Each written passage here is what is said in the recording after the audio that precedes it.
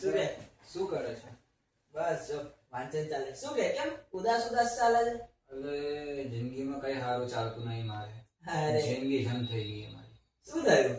ખબર નહીં કરું, ખબર જ નહીં પડતી શું કરું શું નહીં. કામ કરું કામ નહીં થતું, આ કરું પેલું નહીં મળતું, ફળ નહીં મળતું, કશું છે જ નહીં. જિંદગીમાં દખા છે. અરે એટલે તું કામ કરે છે પણ તને ફળ નથી મળતું એમ ને? હા એવું સમજી લે ને. અરે સ્ટ્રેસ રહે છે.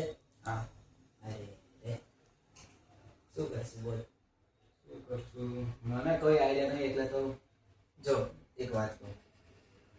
આ શું વાંચે છે? ભગવદ ગીતા. શ્રીમદ ભગવદ ગીતા. આ તો પેલો મહાભારતમાં કૃષ્ણ ભગવાન અર્જુનને કીધેલી છે. હા એ જ છે. આ જૂનો ગ્રંથ વાંચે છે તું? અરે જૂનો છે પણ બહુ અસરકારક છે બકા. શું અસરકારક છે? નથી અસરકારક.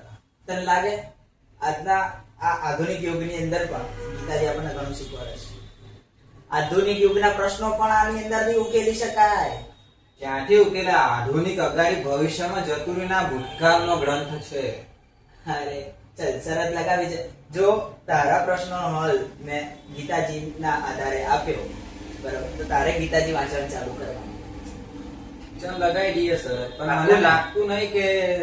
અરે ચાલ બરાબર ગીતાજી વાંચવી પડશે. હા ચોક્કસ. હા જો ગીતાજીમાં શું કીધું? કર્મણ્યેવાધિકારસ્તે મા ફલેષુ કદાચન. બરાબર ભગવાન કૃષ્ણ અર્જુનને કહે છે કે તું કર્મ કર, ફળની ઈચ્છા ન રાખ. જો આપણે ફળની ઈચ્છા રાખીએ બરાબર તો આપણને મગજની અંદર સ્ટ્રેસ, એન્ઝાયટી એવું બધું આવે બરાબર. તો પછી આપણે કર્મ કર્યું છે તો ફળ આપણને કેવું મળશે? સારું મળશે, ખરાબ મળશે? એના વિચારોમાં આપણે સમજીએ ડિપ્રેશનમાં જતા રહીએ બરાબર છે. એટલે એ બધું દૂર થાય, મન શાંત થાય એના માટે શું કીધું કે તું કર્મ કર. તારો કર્તવ્ય શું છે? ફક્ત કર્મ કરો.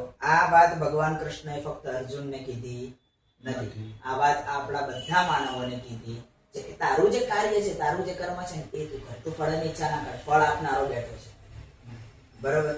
અને બીજું શું કીધું કે નિષ્કામ કર્મ કરવું. એટલે પણ કોઈ પણ જાતની કામના એટલે કોઈ પણ જાતની ઈચ્છા વગર કર્મ કરવું. ઈચ્છા હા જો તે હમણે ઈચ્છા વગર કર્મ, ઈચ્છા સાથે કર્મ કર્યું બરાબર તો તને ફળની લાલસા થઈ ને બરાબર. હવે તો તને ફળની લાલસા થઈ એટલે તારા મગજની અંદર ઘણા ખરા પ્રશ્નો ઉદ્ભવ્યા, તણાવ આવ્યો, સ્ટ્રેસ થયું બરાબર. થયું ને? ન કરે નારાયણ તું આગળ જઈને ડિપ્રેશનમાં પણ જાય બરાબર. એટલે એના કરતા આપણે ગીતાજીના મતે ચાલીએ, નિષ્કામ કર્મ કરવું. મળ્યો ને? જવાબ મળ્યો ને? હવે ગીતાજી વાંચવાની બરાબર. ગીતાજી વાંચી. ચાલ ચાલ તારા મળીએ પછી. મળીએ. હું ગીતાજી વાંચીને કહું જોઈએ તું કે એટલે વાંચું છું. અરે બધા જ પ્રશ્નોનો હલ છે આની અંદર, જોઈ લે. ચાલ મળીએ. Several days later.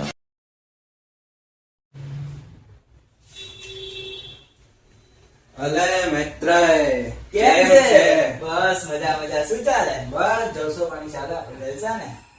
તે ક્યાં છે આપણે મળ્યા હતા વચ્ચે? હા કદાચ અઠવાડિયા 2 મહિના પહેલા મળ્યા હતા એ જ ને? હા, હું ડિપ્રેશનમાં આવ્યો તો તારા જોડે. હા હા હા. બસ મેં ત્યારથી તારી વાત સાંભળી, ગીતાજી વાંચવાનું ચાલુ કર્યું. વાહ, વાહ, દરરોજ સરસ. મેં વાંચી. સરસ. મને મારા પ્રશ્નોના બધા જ જવાબ ગીતાજીમાંથી મળી ગયા. મળ્યા ને? મળ્યા બાકી. સરસ. હું પહેલા તો જૂનો ગ્રંથ માનતો હતો, પણ મને દરેક પ્રશ્નનો એક એક પ્રશ્ન મારા લાઈફને રિલેટેડ હોય ને હા હા. એવું લાગ્યું મને. શું વાત છે? ગીતાજી છે જ બકા. ગીતાજીમાં આજ સુધી એવું નથી બન્યું કે મહાભારત કાળથી લઈને અત્યારના કાળ સુધીના કોઈ પણ પ્રશ્નનો હલ ન હોય.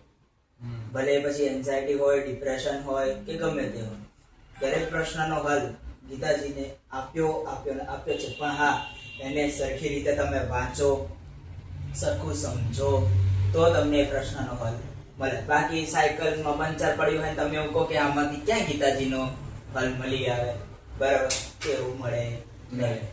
એ તો મેં વાંચી મને ખબર પડી. ખબર ને? પહેલા 2 દિવસ કશું ઉતાર્યું પણ જયારે ત્રીજા દિવસે મન લગાવીને વાંચી ત્યારે ખબર પડી કે બધા પ્રશ્નો જવાબ આ ચોપડીમાં જ છે. જો યાદ રાખજો, કદી એવું નહીં માનવાનું કે ગીતાજી ભગવાન કૃષ્ણએ અર્જુનને કીધી છે. દર વખતે જો એવું માનીશ ને કે ભગવાન કૃષ્ણએ મને કીધી છે તો વાંચવાનો રસ પડશે, તો એની સાથે આત્મીયતા બંધાશે અને ત્યારે જઈને એના ગૂઢ રહસ્યો અને ગૂઢ મતલબને આપણે સમજી શકીશું. તો ચાલો વાંચીએ ગીતા. ચાલો ગીતા વાંચીએ, આપણે અભ્યાસ કરીએ અને બીજાને બી કરાવીએ. ચોક્કસ. ચોક્કસ.